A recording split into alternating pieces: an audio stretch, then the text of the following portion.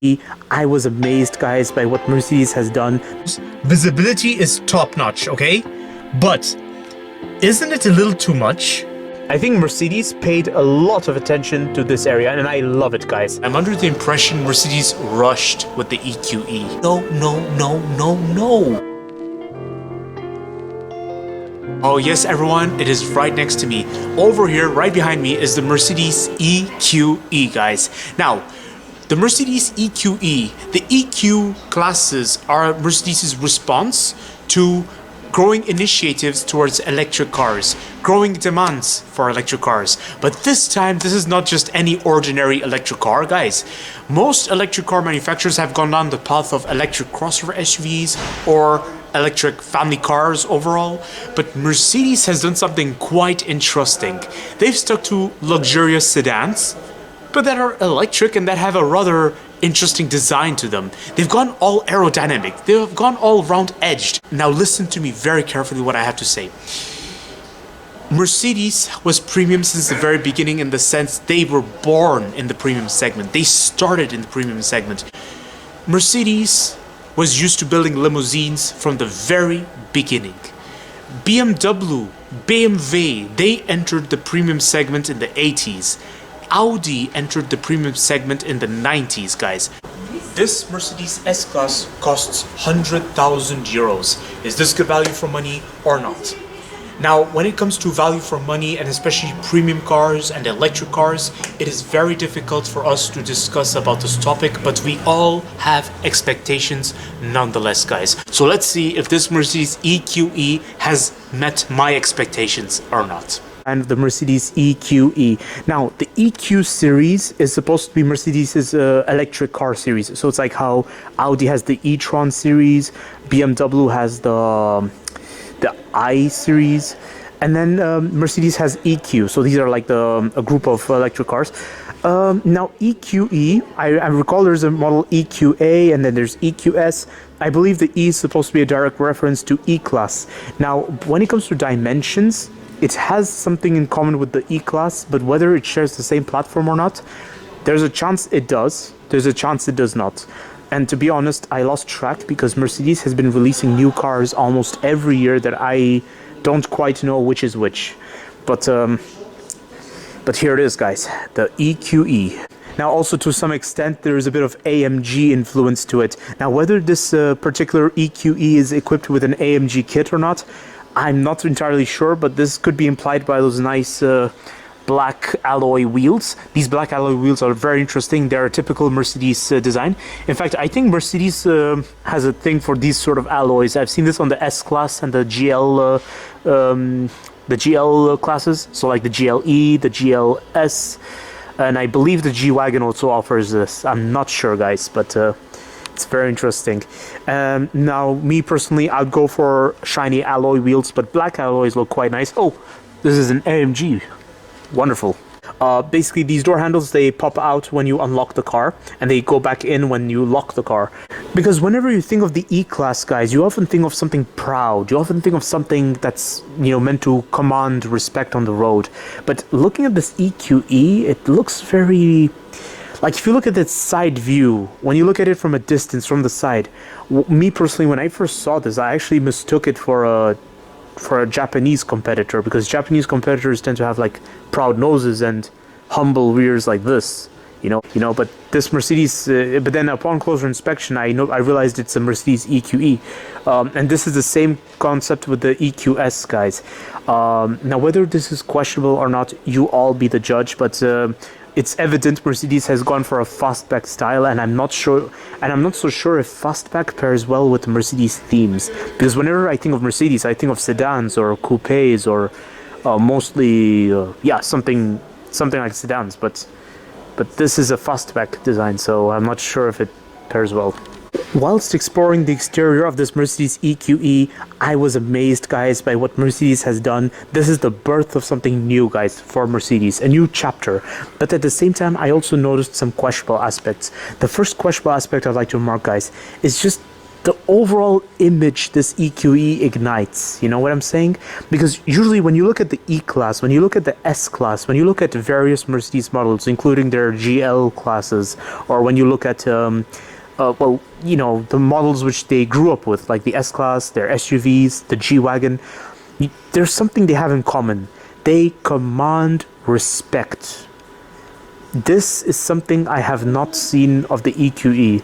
The EQE looks as if it's become obvious to me that Mercedes has been, I think, the only German that struggled with electric cars. For instance, there's something about this that does not seem to command as much respect as the S-Class, if you know what I'm saying. Like, for instance, usually most Mercedes would look nice with a horizontal bonnet, but with the EQE, Mercedes has gone all, like, slopey. It's like a minivan over here, guys. Another questionable aspect I'd like to point out, guys, is that for a price of 100,000 euros, let alone a Mercedes EQE, you are to have a fake air vent right here. Why exactly does this Mercedes EQE have fake air vents right there? Time to explore the interior of the Mercedes EQE. Lovely interior of the Mercedes EQE. Now, when it comes to interior, guys, as I've mentioned earlier, Mercedes, well, BMW interiors tend to be driver-centric. Audi interiors tend to be simplicity, which boasts technology. Mercedes interiors, on the other hand, tend to be all class, all flamboyant, but at the same time not too flamboyant, if you know what I'm saying. It's like something that really makes you feel like you're something that it's like something that commands respect on the road. That's what their interiors are like, and I've noticed this with the S-Class in particular.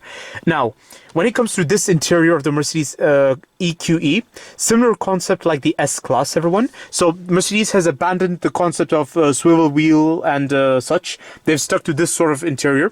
First of all, let's compliment the seating. The seating is just very nice. Mercedes has a thing for...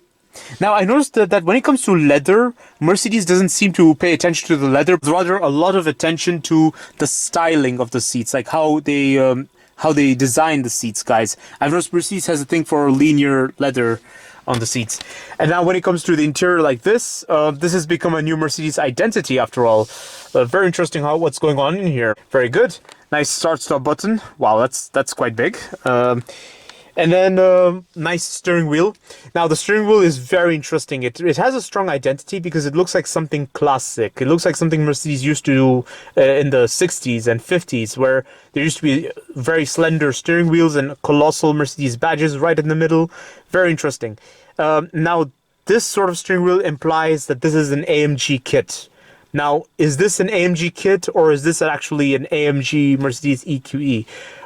You all be the judge. Another Mercedes identity is this seating adjustment. Now, I've noticed that out of Audi, Mercedes, and BMW, Mercedes always had the seating adjustment right here. It was tradition, guys. It was on the S-Class since the 90s, I believe, or even the...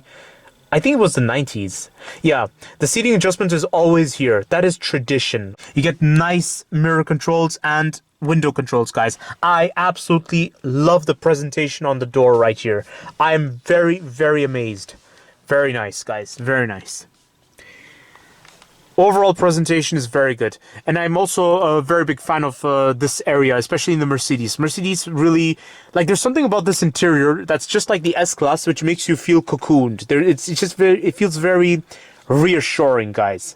Nice storage space right here, guys, for your cup holders and everything, and your USB points.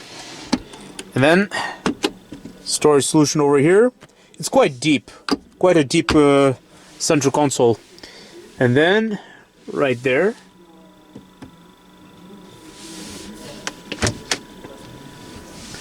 then right here, a nice glove box, which is a bit small, but still reachable from the driver's side. Interesting presentation. Let's also talk about the trim, guys. Now, there's a combination of trims. So you get this piano black here, just around the door lever and then the seating adjustments.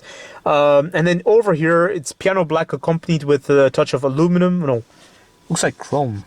Don't know what material it is, but it's very pleasant, whatever it is. And I think Mercedes paid a lot of attention to this area, and I love it, guys. And then over here, you get this interesting material, which looks like piano black, but it's not. It's... Alrighty, guys. A lot of things to say. Gorgeous interior.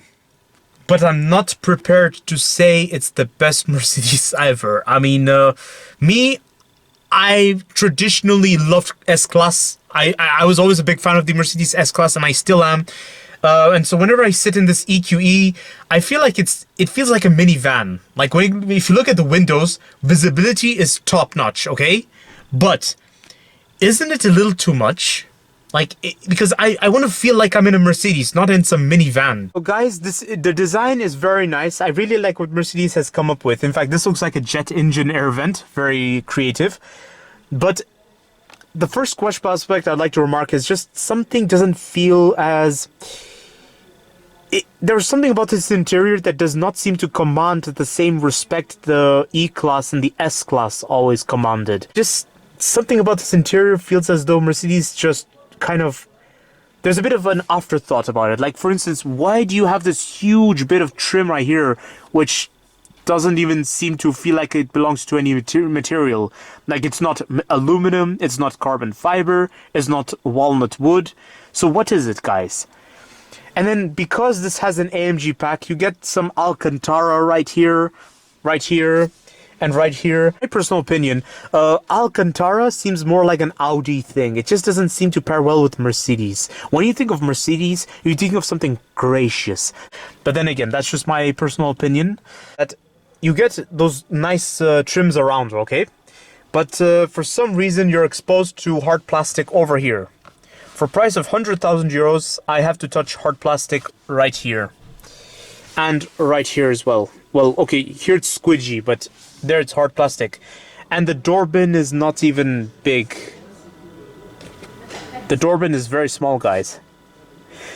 Okay, now, premium car manufacturers don't have to have great practicality solutions, but I was expecting something. Rear seat of the Mercedes EQE, guys. Looks very, very nice, very pleasant. And now this type of seating is a very interesting seat. As you can see from the rear, it's a sports seat the driver and the front passenger get. Now, these are nice seat pockets, but the back of the seat is hard plastic, guys. Oh well. And you do get a lot of space in the back. This is your boot space of the Mercedes EQE, guys. Very, very nice. Very good. Quite spacious. It's actually quite deep. But upon opening it, I already noticed some questionable aspects. The first questionable aspect I'd like to remark, guys, is that this part of the boot space kind of obstructs the intake. So, you know, you have to be very careful about what you put in there. Oh, wow. There's exposed metal up here, guys.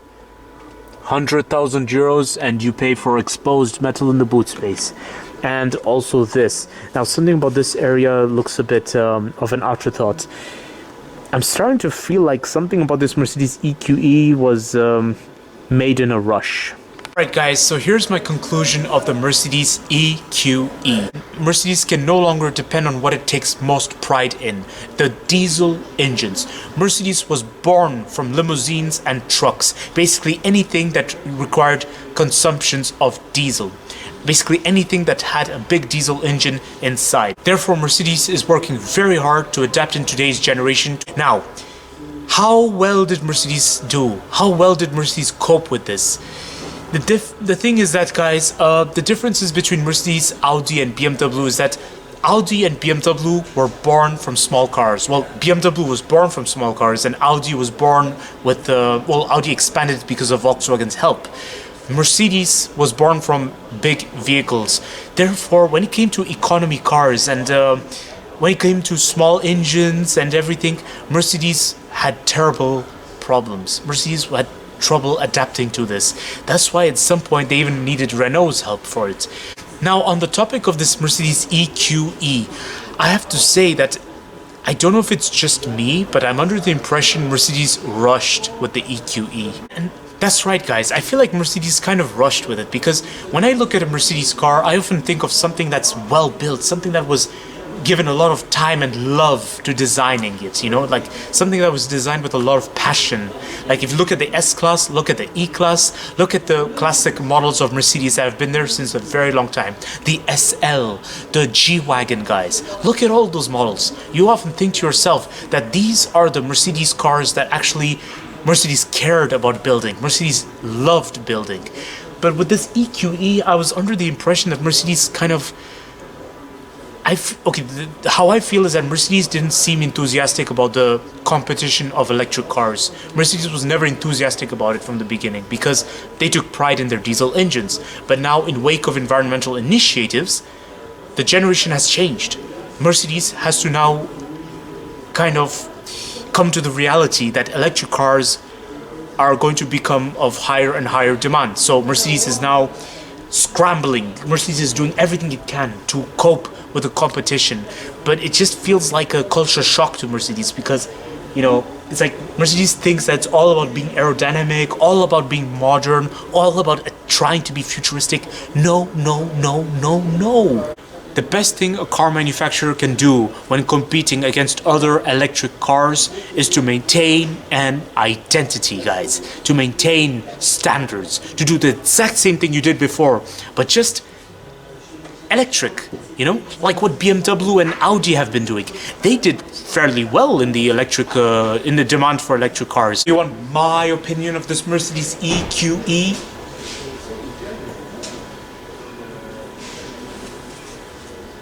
I love this Mercedes EQE, guys. This Mercedes EQE has to be one of the most promising models of today's generation when it comes to Mercedes because, yes, I admit it feels like Mercedes rushed when it came to the EQ classes, but just because they rushed, it doesn't mean it's questionable. It doesn't mean it's a problem. It just means this is trial and error. Mercedes is experimenting. They are going to try one thing, and if it fails, they try it again. They want to keep going. They want to climb. And they're doing it slowly but surely, guys. Don't forget to like, comment, and subscribe. And stay tuned for more videos that are on the run, guys. And don't forget to check the links in the description for my car reviews, travel videos, and my creativity videos. I have a question to ask you all. What is your favorite Mercedes model? Is it the S-Class? Is it the G-Wagon? Or is it the EQ models? Let me know your thoughts, guys. Any Mercedes model you like, let me know in the comments. Alright, I'll see you all next time.